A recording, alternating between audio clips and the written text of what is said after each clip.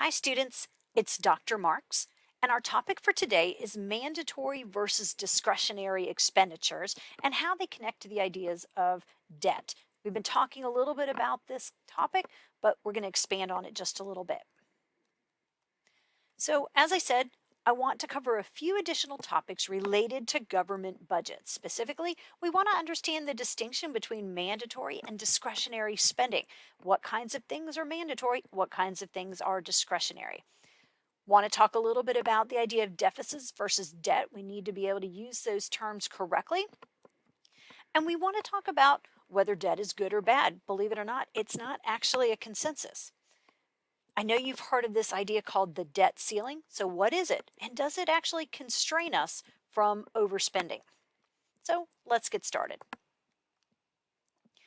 Well, as we've already mentioned, government spending is divided into two categories: mandatory and discretionary spending. So we need to understand that there are some things government is kind of locked into. And if you're locked into it, then clearly it would be mandatory spending. So, mandatory spending, those things that government is locked into. And these are generally what we call entitlement programs. So, the term entitlement is somewhat descriptive there, right? So, these are benefits that have accrued to individuals over time.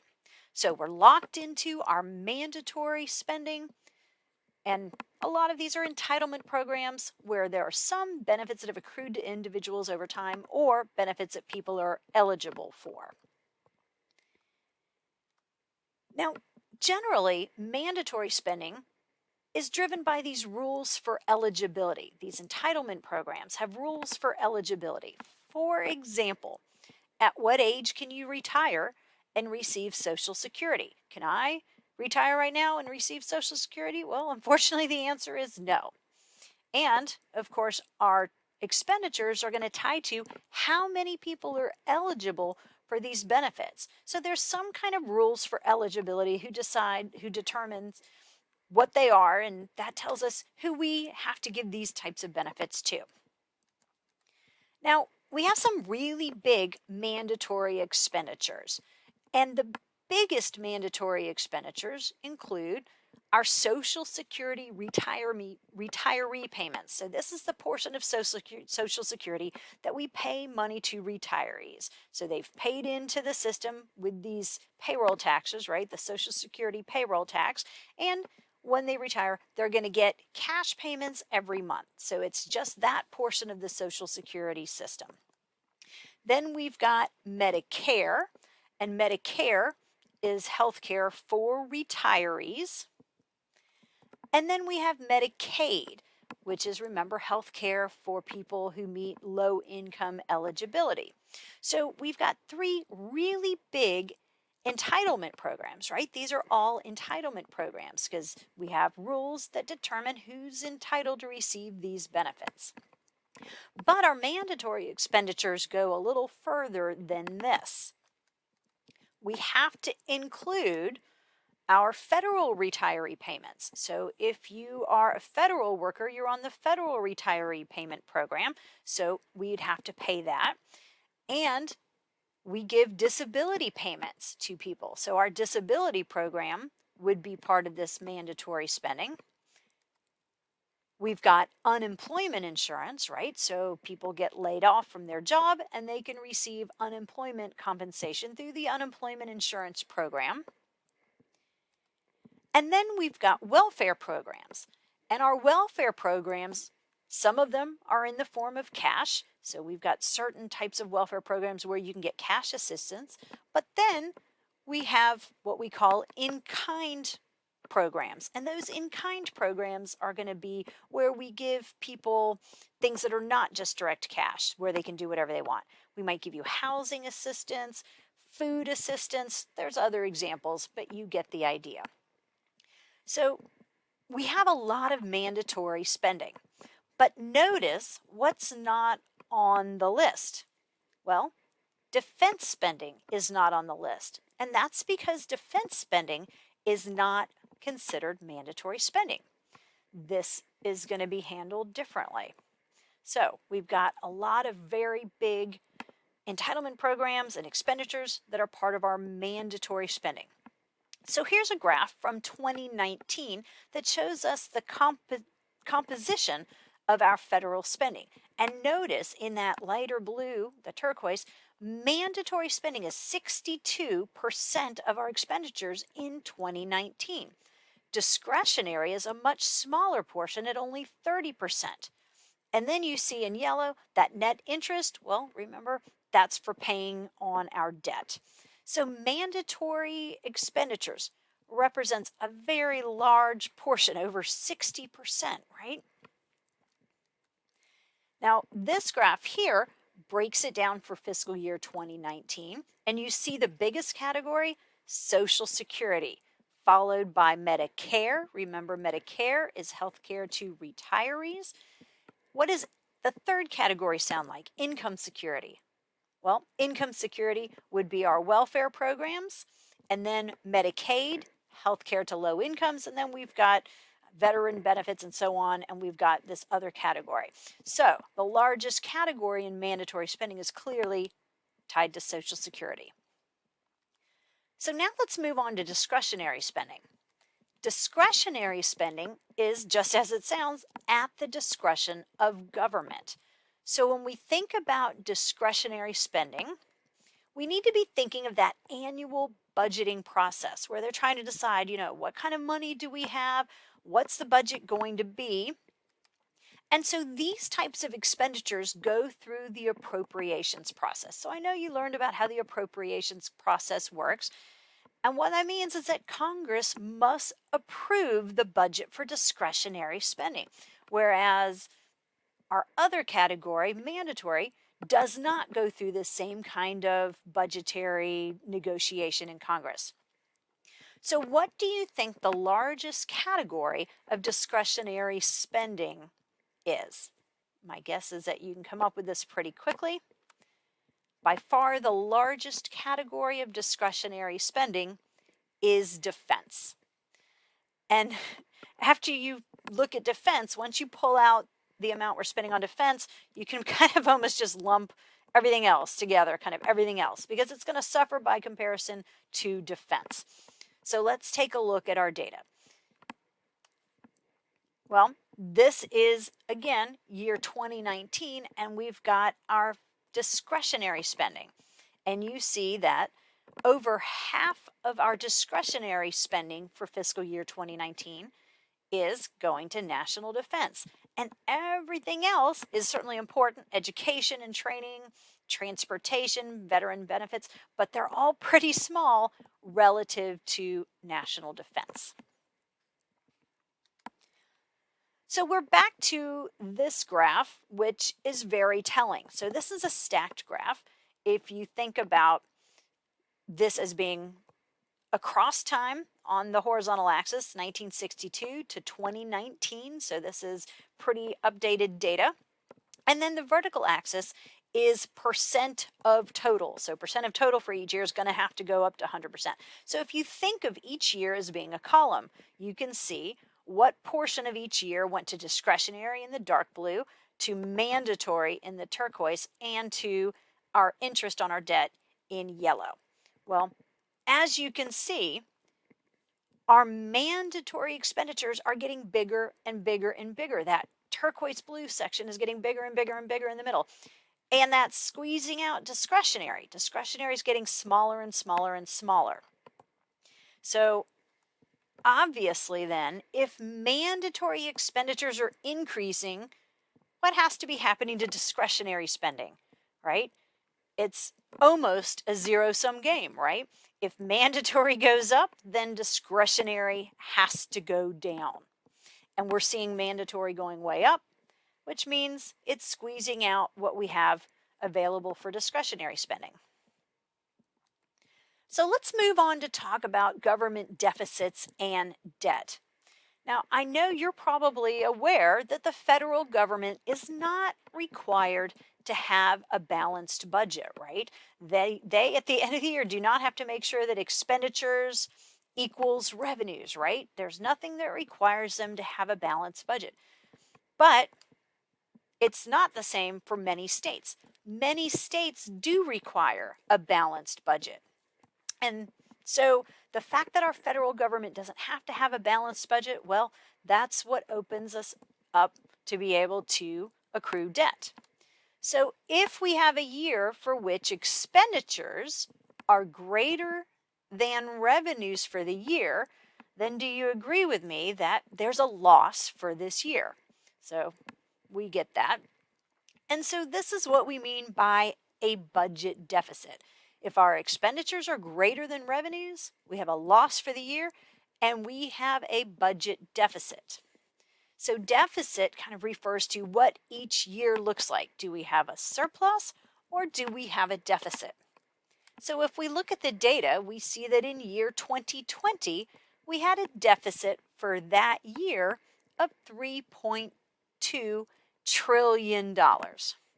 Now, that $3.2 trillion is going to contribute to the country's debt. So deficits are the annual figure, and that feeds into the total figure, which is the debt. So that debt is the accrual of all the deficits and surpluses over time. So a quick snapshot of 2020, we see revenues of 3.4 trillion, outlays of 6.6 trillion. So by outlays, we mean expenditures. Clearly, we're spending more than we're bringing in. In fact, take a look at this, guys. Do you notice that our revenues in 2020 aren't even enough to pay the mandatory expenditures in 2020? All right, that's problematic. Now, I know you already understand that debt growing comes from a structural mismatch, as this slide says, between spending and revenue. We see that spending in red is higher than the revenue line in blue.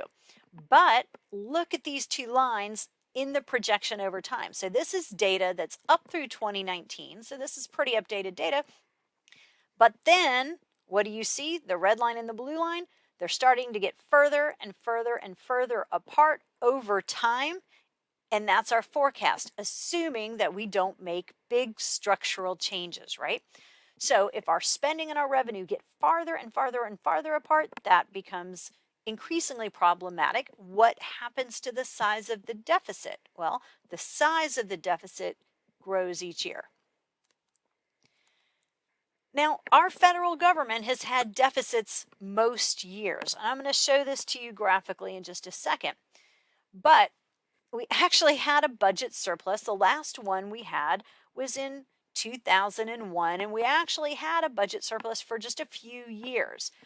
But other than this short period of time where we saw a few years of budget surpluses, we haven't seen this for decades before. So we generally run a budget deficit at the federal level, but we have had some surpluses in the last couple decades, or 2.5 decades.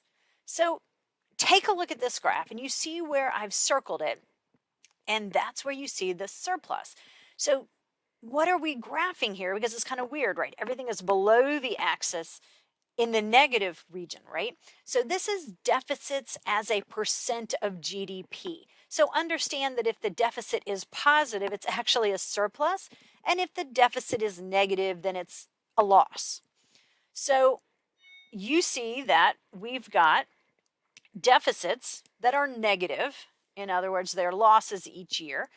And just at the end of the 90s, beginning of 2000, 2001, we see that we have a budget surplus. And I've circled it there in red for you so that you can see it. But the rest of the time, we've been looking at numbers that are actually negative, which would mean they're deficits, as opposed to being positive, which would be a surplus. If we look at this graph right here, we see that we've been running with a lot of debt.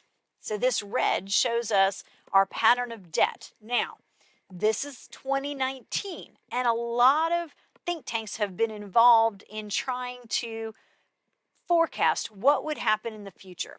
So everything to the right of the dotted line, we don't care so much about these two different alternatives, but they're basically forecasting, look, depending on scenarios, what would future debt look like? And the two scenarios that are being communicated here have debt growing and getting bigger than it is now. So not surprising. Now, the good news, if there is any, is that recent increases in Treasury borrowing have come at low interest rates. Okay, so that makes sense. When interest rates are low, people borrow more, right?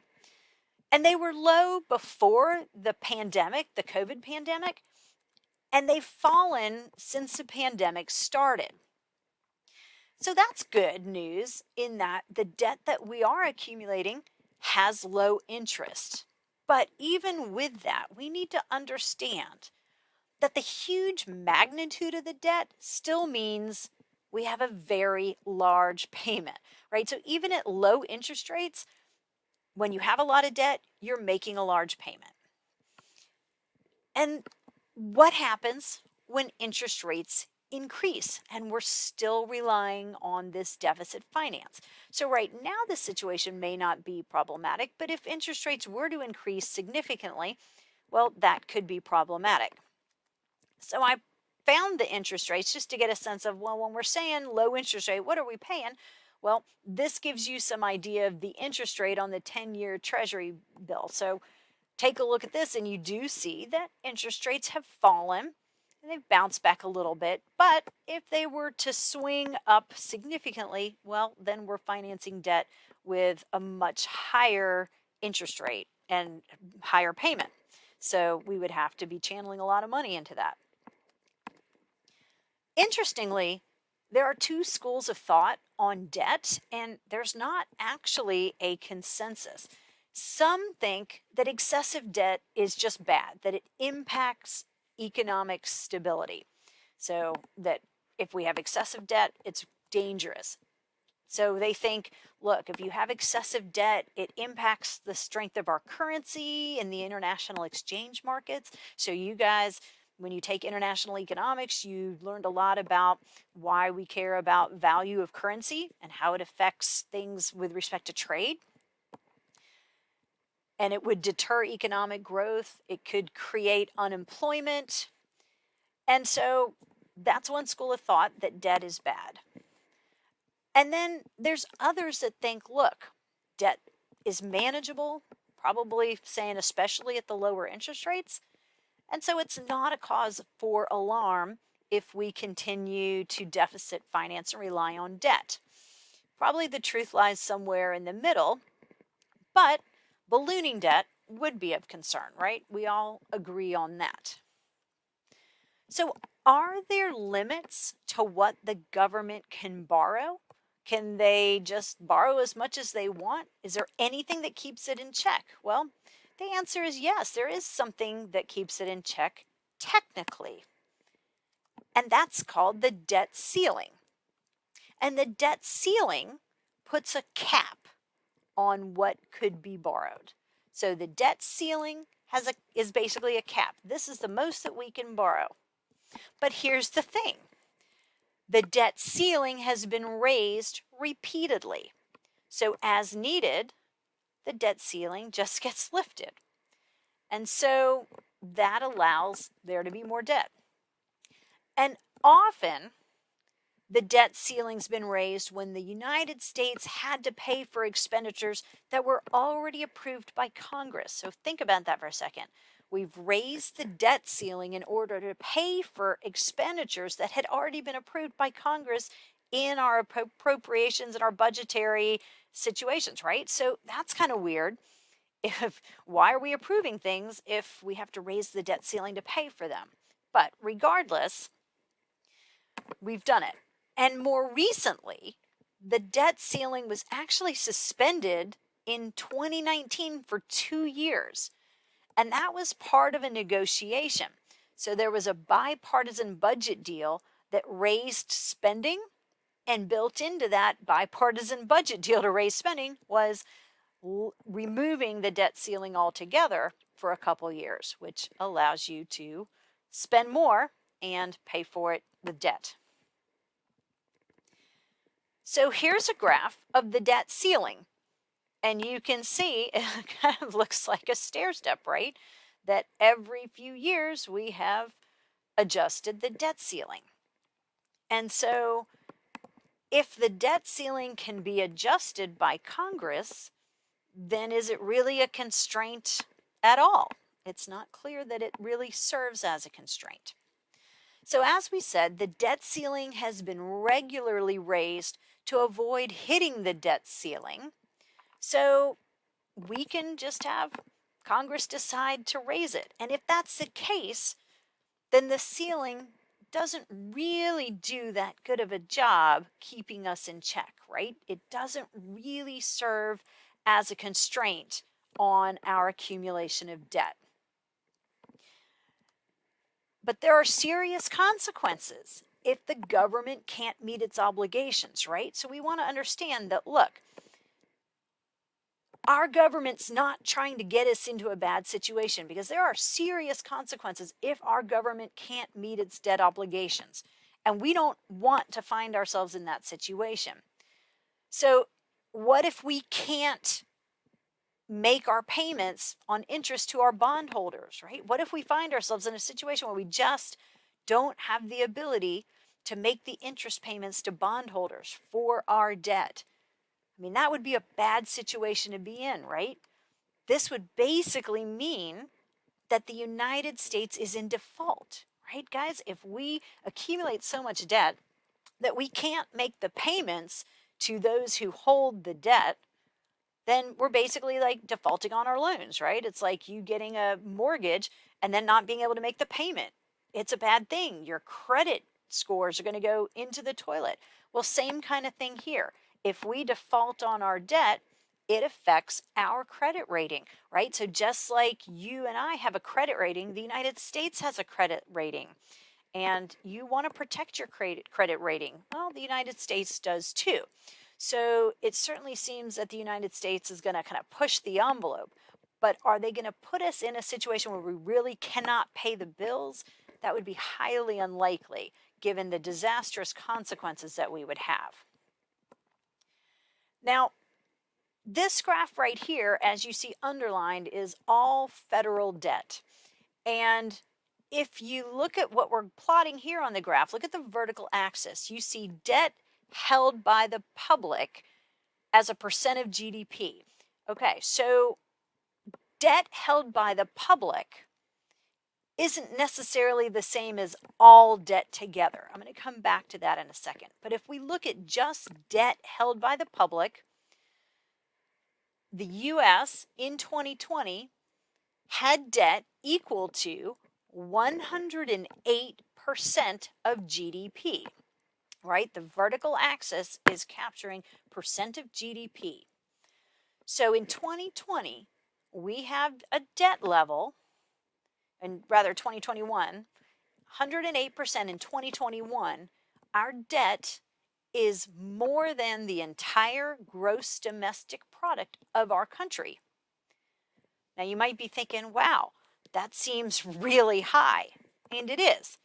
But I'm going to show you in a minute it's not as high as some.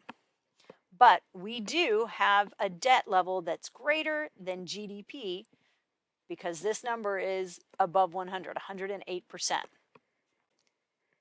It's important that we understand that not all of our debt is held by foreigners. So if you look at this pie chart, this is public debt for 2020, and you see that 61% of publicly held debt is from domestic investors, right? Because people buy treasury bills and treasury bonds, right? People right here in the United States. So 61% of our debt is held by Americans. But 39% of our debt is held by foreign entities. So more than half, significantly more than half of our debt is held right here by Americans, and less than half is held by foreigners. But we also need to divide our debt into two categories. You see here that this is called gross federal debt. Gross federal debt. Well, what's gross federal debt? Well, look at the red part. That's debt held by the public. That's what we normally think of when we think about debt. When we say, oh my gosh, the United States has a lot of debt. We normally are thinking about debt held by the public. But here's the thing. There's this other category in blue, debt held by government accounts. And that's where government agencies and offices also hold debt.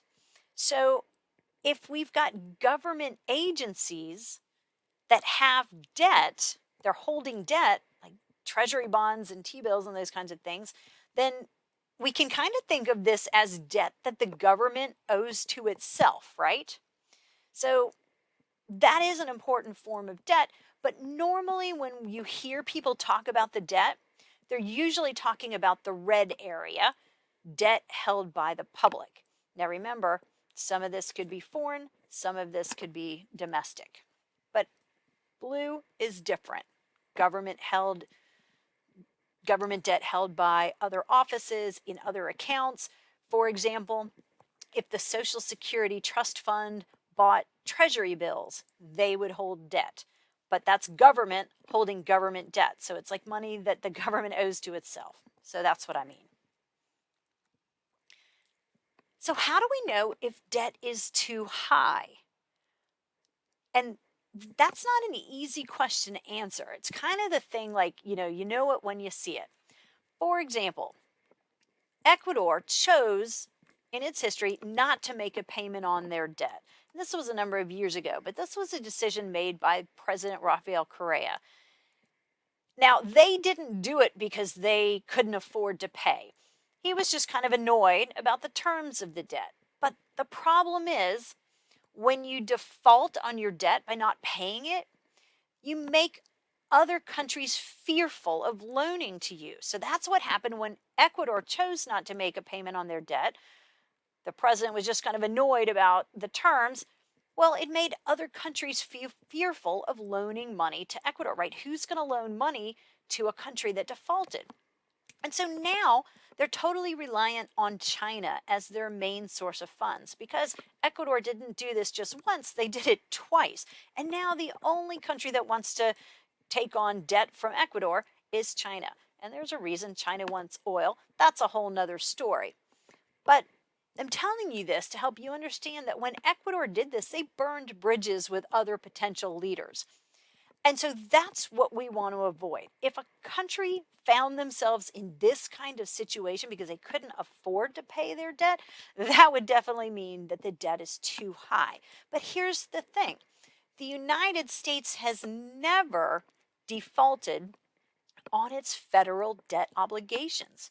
So if we've always been able to pay our debt, then can we say the debt is too high? I mean, that's like somebody buying a really big house and people saying, oh gosh, you took on too big of a mortgage. Well, if I can pay my mortgage, then that must not be true.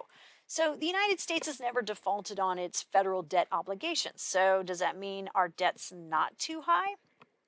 Although I will tell you there was an issue in 1979 when payments were made late, but they never actually defaulted.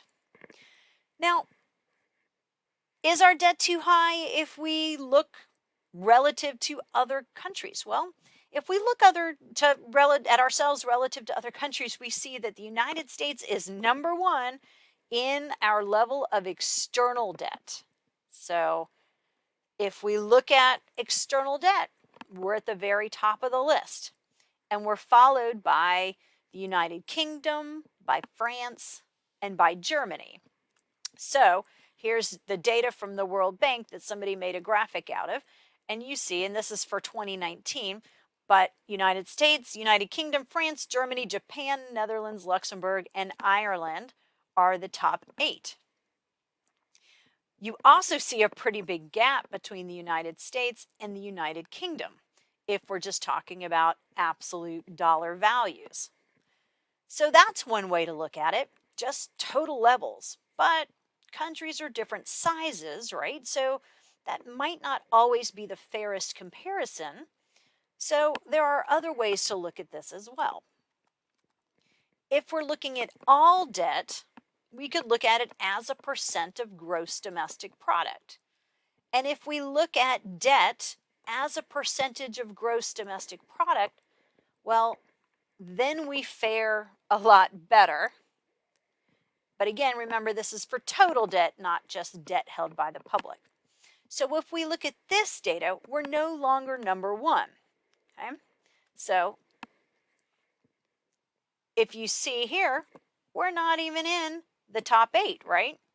We're much lower on the list. So if you look at the countries with the largest debt burdens, and you're looking as a percent of gross domestic product, well, remember we said ours was like 108. Well, look at some of these. Look at Japan, 237%. So that means Japan has debt that's greater than twice their gross domestic product. So this possibly could be a more fair way to look at debt, as opposed to just saying we have the most, because country size matters, those kinds of things. So perhaps this is the better way to look at it. So should we be worried about the debt? Well, it depends, because there are some moral issues. And the moral issue here is, who's going to be responsible for paying back the debt, right? You all understand that as we accumulate debt, we are guaranteeing that we have to pay back in the future a higher and higher amount of money. And we're paying larger and larger amounts of interest. So we might ask the question, is it fair to future generations to leave them this burden? And so, I worry about that for you guys, for my kids. I worry about my grandchildren, which I don't have any yet, but hoping one day that I might. And so we need to be concerned about this. And even people in my generation who may not have the, as much of the burden imposed on them, we should still be concerned about this. So we have to ask ourselves, how can we address the debt while keeping taxes reasonable, right? I mean, we want you guys to have jobs and be able to accumulate wealth, have a standard of living that's better than your parents. But that doesn't happen if we have to jack up your taxes in order to pay this debt. But at the same time, we don't want to destroy things like that already small rate of return for Social Security, right? We don't want to say, hey, we're going to solve our debt burden by just stripping down Social Security, because people are entitled to something they've invested in and over their lifetime. So this becomes really complicated, the idea of how do we get the debt down, other than just kind of a general tightening, changing the culture, changing the way we make decisions at our federal level. There's no easy answer, but hopefully you appreciate that there are both normative and positive issues here at stake, because ultimately we have to make decisions about fairness and how to spread out the burden of paying down the debt. And there's no easy answers. So gang, thanks for listening. Let me know if you have any questions.